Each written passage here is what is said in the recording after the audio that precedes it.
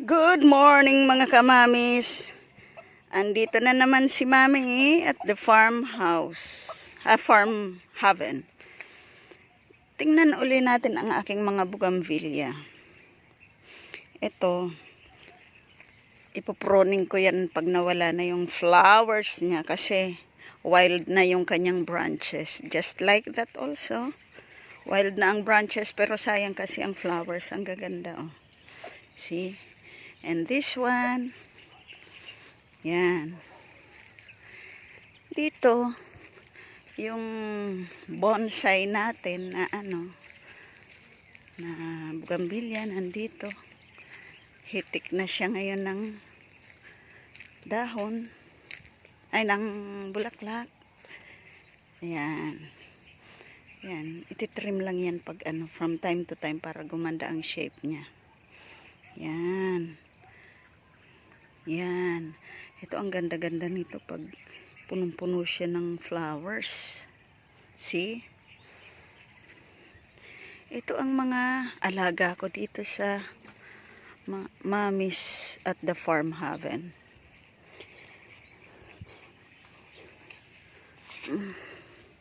Ito kailan lang to transfer dito. Yan. Yan. Yan.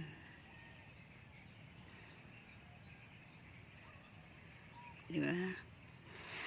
Yan ang aking mga alaga. Ito. Yellow bell.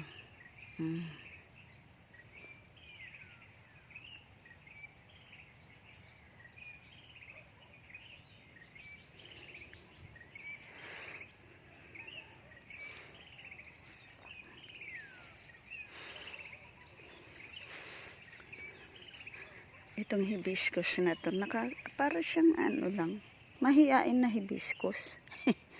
Laging nakaganon ang kanyang flowers. Yan.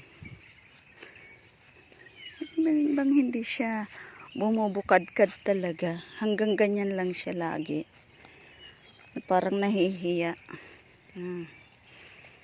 Ito, ipoproning ko rin yan after na siyang malagas ang flowers niya. Pero yung iba from time to time, tinatanggal ko na para yung mga natutuyot na. This one. Ito, talagang sige ang pamumulaklak niya eh. Yan. Ito rin.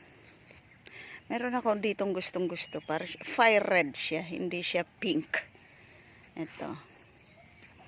Ito lahat for pruning na to pag nalagas na yung flowers niya.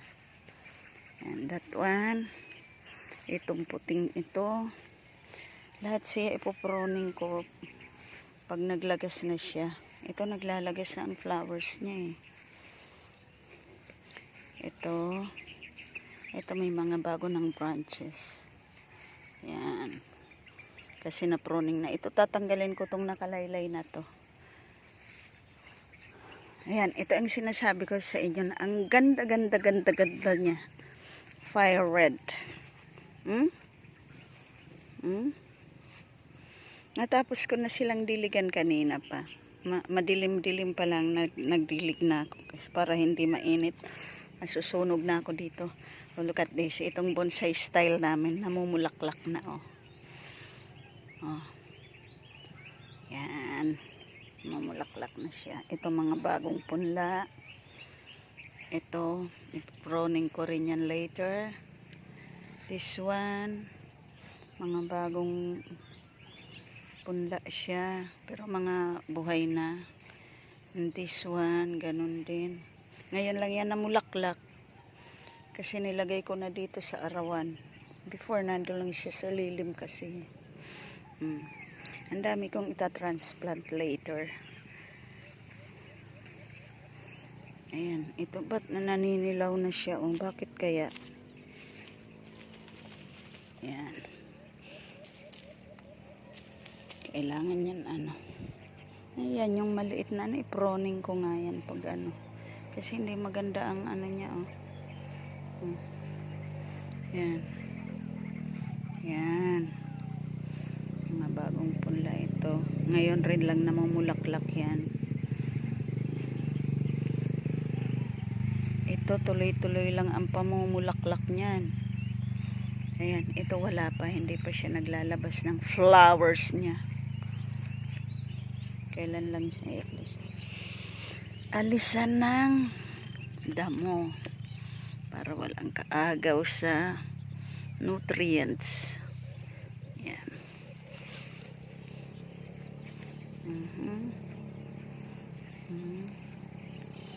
Ito, ipoproning ko rin yan para ma-shape.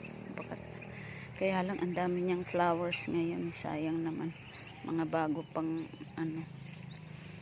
Pag natapos na siyang mamulaklak, potol siya. Yan. This one, mamumulaklak na. Ayan o. Oh. Kasi nandito na nga sa arawan.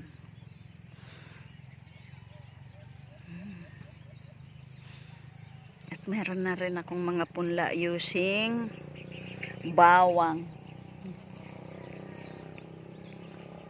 Butil ng bawang ginamit ko ngayon.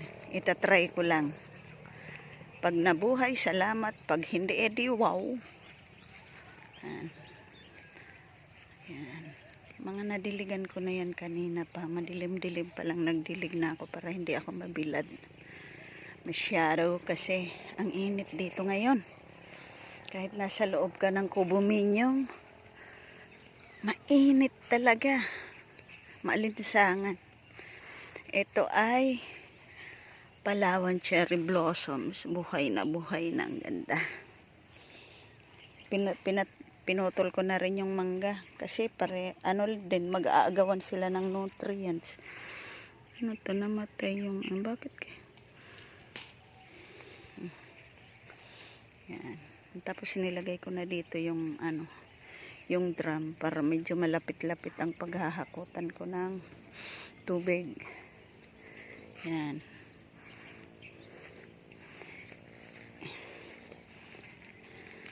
Ito ang farm namin. Ito ang farm na inaalagaan ko. Yan. At dito, ito yung bago kong punla na mga ginamitan ko ng butil ng bawang. Dito lang siya sa lilim. Mukhang buhay naman kasi hindi nalalantatoyin masyado ang dahon niya. Pero pinag-aalis ko yung dahon na iba. Bye-bye. That's for today.